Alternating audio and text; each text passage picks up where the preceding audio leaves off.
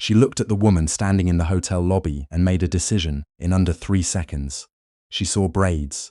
She saw dark skin. She saw luggage that wasn't Louis Vuitton. She saw a problem that needed to be managed. What Courtney Albright, assistant manager of the Ashford Grand Hotel in Atlanta, did not see was the silver star pinned to the dress uniform hanging in the garment bag. She didn't see the 31 years of service. She didn't see the 2 wars, the classified operations, or the fact that the woman standing quietly at the front desk had once ordered an evacuation that saved the lives of 14 soldiers under enemy fire in Mosul. She didn't see any of that because she had already decided. This is the story of how a hotel manager tried to erase a decorated army colonel from a lobby, and how the universe responded with a precision that would have impressed any military commander. The Ashford Grand sat at the corner of Peachtree and 6th, in Midtown, Atlanta, the kind of hotel where the floral arrangements cost more than most people's car payments and the concierge spoke 4 languages, but only deployed 3 of them for guests he deemed worthy. It was early November, and the lobby smelled of cedar and expensive candles. A pianist in the corner was playing something soft and European. Colonel Yolanda Pemberton Achibi had been on her feet for 19 hours. She had flown from Ramstein Air Base in Germany, connected through Dulles, and finally touched down in Atlanta at 4 in the afternoon, 2 hours late, with a middle seat across the Atlantic and a sinus headache she'd been ignoring since Frankfurt. She was 47 years old, 5'7", and at this particular moment she was wearing civilian clothes, dark slacks, a charcoal turtleneck, and a wool peacoat that had seen better decades. Her natural hair was pulled back in a loose bun. She had no makeup on. She had not slept properly in 32 hours. She had a reservation, a confirmed reservation, prepaid in the name of Colonel Y. Pemberton Achibi, U.S. Army. She was in Atlanta for a 3-day symposium on military transition programs hosted by the Department of Veterans Affairs. The Ashford Grand was the official conference hotel. She approached the front desk, set her garment bag across the counter with the practiced efficiency of someone who had checked into 1,000 unfamiliar places, and gave the desk agent, a young man named Theo who smiled at her without hesitation, her name and confirmation number. Theo typed. Theo smiled again. Theo said, "Welcome, Colonel Pemberton Achibi. You're in room 1412, which has a lovely city view. Excuse me."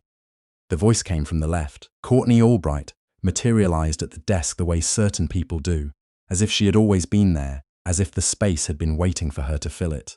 She was in her early 40s, blonde, wearing a blazer with the hotel crest embroidered on the breast pocket. Her lanyard held a card that said Assistant Manager. She touched Theo's arm and leaned in to look at the screen, even though she was standing too far away to read it. "I'll take this one," Albright said. "It wasn't a request." Theo blinked. "I was just finishing. I said I'll take it." Her smile at Theo was the kind that means the opposite of what smiles mean. Theo stepped aside. Albright looked at Yolanda Pemberton Achibi with the flat assessment of someone who had already run the calculation and arrived at an answer she liked. "Can I help you?" Albright said. Yolanda had felt this before. She had felt it in a Hertz parking lot in Columbus in 2003, in a restaurant in Fayetteville in 2009, in an airport lounge in 2017. She recognized the particular quality of the question, the emphasis on you, the slight raise of the chin, the waiting stillness of a person decided to be an obstacle and is enjoying the decision. "I have a reservation," Yolanda said. Her voice was even. 31 years of command had given her a voice that could be perfectly, even at moments when other people would be trembling. Confirmed prepaid reservation. Pemberton Achibi, I just gave the gentleman my confirmation number. Albright looked at the screen. She typed something. She tilted her head.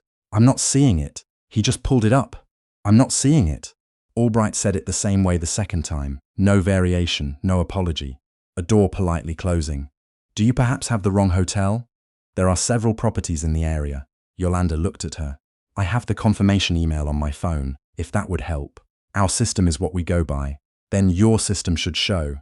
"Ma'am." Albright dropped the volume the way someone drops a book on a table, a small controlled impact. "I understand this is frustrating. We do occasionally have issues with third-party booking platforms. If you'd like, I can direct you to a property nearby that may better suit your—" "I didn't book through a third party," Yolanda said. "This is the official conference hotel. I booked directly through the Department of Veterans Affairs." Event coordinator. Something shifted almost imperceptibly in Albright's expression. Not recognition. Something closer to recalculation. She had heard the words, Department of Veterans Affairs, Conference, but she hadn't updated her assessment. Some people don't. Some people have made their decision, and they are going to defend it with the ferocity of someone who cannot afford to be wrong. Because being wrong would mean examining the reason they decided in the first place. I can check with our events coordinator, Albright said, but it may take some time. If you'd like to take a seat in the lobby, she gestured toward a cluster of chairs near a decorative column. I'll have someone come find you. The chairs near the decorative column were approximately 40 feet from the front desk. They were also, Yolanda noted, adjacent to the entrance of the bar, where a group of white men in conference lanyards were getting loud about football. How long? Yolanda said. It could be 30 minutes or… I've been traveling for 19 hours. Yolanda said it quietly, not as a plea, as a statement of fact. My reservation is confirmed. The gentleman who was assisting me before you intervened had already located my booking. I would like to be given my room. Albright straightened her blazer. I understand that's your belief. It's not a belief, it's a confirmation number. Yolanda held up her phone. Albright did not look at the phone. I'm going to have to ask you to step aside, Albright said. There are other guests waiting. Yolanda turned. There were no other guests waiting at the desk. The lobby behind her was largely empty. The pianist played on. She turned back. No, Yolanda said simply. Albright blinked. In 22 years of hotel management, she had rarely heard that syllable delivered with such complete absence of aggression and such total, unshakable certainty. It wasn't confrontational. It wasn't loud. It was simply final, the way a load-bearing wall is final. Ma'am, my name is Colonel Yolanda Pemberton Achie. I am a guest of this hotel. I have a confirmed reservation. I would like my room key. She paused. And I would like you to call your events coordinator right now, not in 30 minutes, so that we can resolve this in the next 2 minutes, instead of the next 2 hours. Albright's jaw tightened. She picked up the desk phone with the controlled movements of someone performing composure. She dialed. She waited. While Albright waited, a man came through the revolving door at the front of the lobby. He was in his mid-60s. He wore a wool overcoat and carried himself with an economy of movement that spoke of decades of having somewhere to be. He had silver at his temples and the kind of posture that doesn't come from a gym. It comes from a life lived in command. He scanned the lobby with the trained quick assessment of a soldier, and his eyes landed on Yolanda immediately. Retired General Marcus Delaney Cross of the United States Army, former commander of U.S. Army Forces Command, was chairing the symposium for which Yolanda had flown 19 hours. He walked directly to the front desk. Yolanda, he said, and then, clocking the situation with the speed of a man who had read hundreds of battlefields, he looked at Albright. Is there a problem? Albright was still on hold. She looked at the general, registered the bearing, the overcoat, the watchfulness, and said, with her customer service smile fully reloaded, Just a small booking discrepancy, sir. Nothing to worry about. We're sorting it out. The reservation is under the Department of Veterans Affairs block, Delaney Cross said. I arranged it personally. Colonel Pemberton Achie is the keynote speaker for tomorrow's session. The hold music stopped. Someone answered. Albright's conversation with the events coordinator lasted 45 seconds.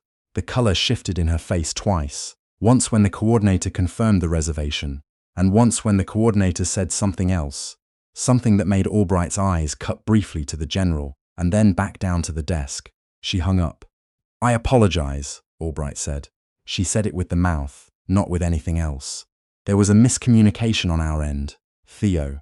She summoned the young man back. Please process Colonel Pemberton Achie's check-in for room 1412. Please also ensure she receives our complimentary suite upgrade for the inconvenience. She looked at Yolanda. Again, I apologize for the delay. Yolanda looked at her for a moment. I'd like to speak with the general manager, Yolanda said. Albright went very still. I am authorized to. I know what you're authorized to do. I'd like to speak with the general manager. The general manager's name was Paul Frenet. He was in his mid-50s, Italian suit, concerned face, the kind of executive who understood immediately, when he received the call from the front desk, that something had gone badly wrong, because the events coordinator had already called him, and the events coordinator was already calling the VA regional director, and the VA regional director was already looking up the Ashford Grand's parent company's headquarters number. He came down from his office in 4 minutes. Yolanda told him what had happened. She told it the way she gave operational briefings, in sequence, without editorializing, letting the facts carry the weight. General Delaney Cross stood beside her and confirmed each point with a single nod. Frenette listened. He had the expression of a man watching a ship he is responsible for strike, something that was clearly visible on every map. "Colonel Pemberton-Achie," he said when she finished, "I want to be direct with you. What you've described is inexcusable. Ms. Albright's conduct toward you was not in keeping with the standards of this hotel, or any hotel I would choose to manage." "I'm not interested in what it wasn't in keeping with," Yolanda said. "I'm interested in what happens next." What happened next unfolded over the following 72 hours, with the steady, irreversible momentum of a consequence that had been earned. The symposium opened the next morning. 300 attendees, military officers, VA administrators, non-profit directors, members of Congress and their staffs, gathered in the Ashford Grand's main ballroom. Yolanda Pemberton-Achie stood at the podium in her dress uniform, every ribbon and medal catching the light. She did not mention the lobby. She spoke about transition, about the gap between service and civilian life, about what it costs a person to carry the weight of duty through a world that has decided it already knows what they look like. The room gave her a standing ovation. In the audience, 3 journalists took notes. Courtney Albright, meanwhile, was in Paul Frenette's office. She was not taking notes. She was listening, with the posture of someone who had not yet understood how completely the ground had shifted beneath her. Frenette told her that the VA regional director had filed a formal complaint with the hotel's parent company. He told her that 2 of the 3 attending journalists had independently reached out to the hotel's communications office. He told her that the hotel's parent company had been in contact with him that morning and that they were taking the matter very seriously. "You asked a guest to step aside," Frenette said, when there was no line behind her. "You refused to look at a valid confirmation number. You directed her towards seats near the bar, and you called it a booking discrepancy." "I followed procedure," Albright said. "What procedure?" Frenette asked. He wasn't angry, he was clinical. "Show me the procedure that says you walk up and replace a desk agent mid-transaction, that you tell a guest with a confirmed prepaid reservation that you're not seeing it, that you suggest she may have the wrong hotel." He set down the file he was holding. "That's not a procedure, Courtney. That's a decision you made the moment you saw her." Albright opened her mouth. She closed it. "I've worked with you for 8 years, Frenette said. In 8 years, I never saw you walk up and replace an agent mid-transaction. Not once. Not once. Last night, with every other check-in around it, you did it for hers." He paused. "The company has its own HR process, and I'll let that run its course. But I want you to understand something before you leave this room. The woman you tried to make feel like she didn't belong here has 31 years of military service and a Silver Star. She was evacuating soldiers under fire while you and I were worried about quarterly occupancy rates. The least, the absolute minimum, she deserved was for someone to look at her phone." Albright said nothing. Her face had taken on the particular quality of a person engaged in a very private reckoning. She was placed on administrative leave pending investigation that afternoon. The story moved. That is the nature of things that touch the right nerves at the right moment. They move, and they pick up speed, and they carry whatever is in their path. A journalist from a national outlet filed the story on Thursday. It ran Friday morning with a headline that was careful and factual. "Decorated Army Colonel reports discriminatory treatment at Atlanta hotel during VA conference." The article quoted the VA regional director. It quoted General Delaney Cross. It quoted Yolanda directly from an interview she gave standing in the hotel corridor with the same measured clarity she brought to everything else. "I don't tell this story for myself," Yolanda said in the interview. "I've managed worse. I tell it because I know it happens every day to people who don't have a general walking through the door.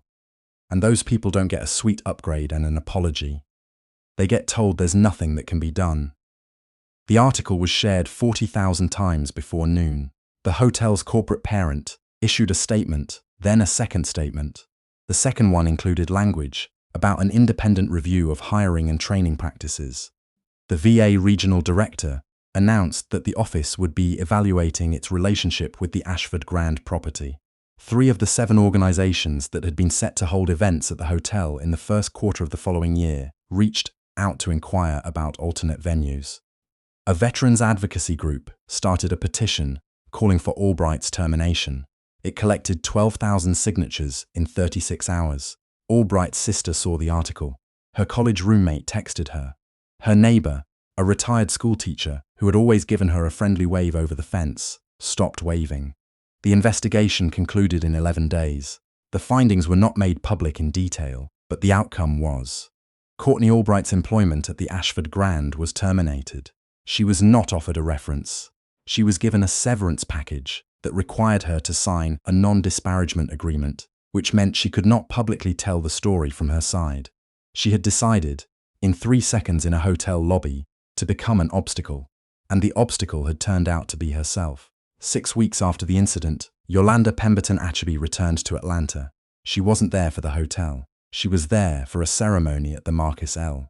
King Community Veterans Center on Auburn Avenue, a resource hub that had recently received a significant grant from the VA's Transition Support Initiative, a grant that Yolanda had championed from her desk in Germany for 2 years, writing the proposal language herself in the evenings after 18-hour duty days.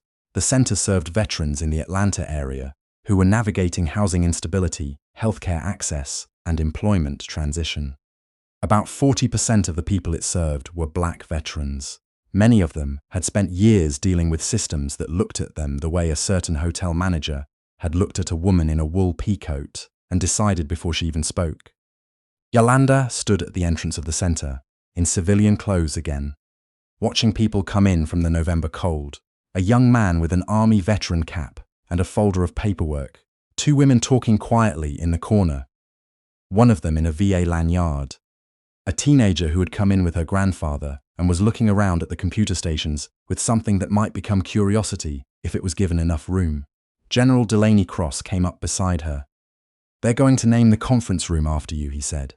"Tell them not to," Yolanda said. "They're going to." She almost smiled. They stood together for a moment in the warm light of the entrance. "You know," Delaney Cross said, "she could have just looked at your phone." "Yes," Yolanda said. "She could have. What do you think she thought?" When she realized. Yolanda considered this. Outside, a gust of November wind rattled the glass doors. The young man with the paperwork had found a desk and sat down with the focused intensity of someone who had decided to figure something out. "I think," Yolanda said, "she thought she was doing her job. I think people like her always believe that. They've spent so long deciding before they look that the deciding feels like information." She paused. "The only way you learn that it isn't is when the evidence comes back and it is impossible to explain away." She looked at the room. "I'm just glad I had a general walk through the door. Not everyone does. That was the weight of it. Not the silver star, not the keynote speech, not the newspaper article or the 12,000 signatures or the corporate review. The weight was the ordinary version of that moment. The same lobby, the same woman, but no general coming through the revolving door, no events coordinator on the line, no 3 journalists in the ballroom, just a tired woman who had been traveling for 19 hours, being told the system couldn't find her, and being directed to some chairs near the bar to wait. It happens every day, to people in wool peacoats, and people in hoodies, and people in every piece of clothing that a certain kind of person has decided means something it doesn't mean. It happens in lobbies, and in parks, and in boardrooms, and in stores. It happens in the ordinary course of a Tuesday afternoon, unremarked, undocumented, unaddressed. Yolanda Pemberton Achebe was not special because she had a silver star. She was special because she didn't move, because she said no with perfect quiet, and held her ground, and waited for the truth to do what the truth eventually does when you give it enough space. That is the thing worth carrying out of this story. Not the ending. The ending, with its petitions and terminations and conference room naming rights, is satisfying, but it is not the lesson. The lesson is the moment before the general walked in, the moment when a woman stood at a hotel desk, exhausted and ignored, and chose not to perform small, and chose not to disappear, and chose not to accept the version of herself that someone else had decided to see. She stood her ground. The truth arrived, and a woman who had tried to make her smaller ended up much, much smaller herself. If this story moved you, please hit the like button. It helps more people find these stories who need to hear them. Share this with someone who has ever been made to feel invisible in a space where they belonged. And subscribe to Echoes of Justice so you never miss a story about the people who hold the line when it would be so much easier to fold. The Colonel kept her ground. What would you have done?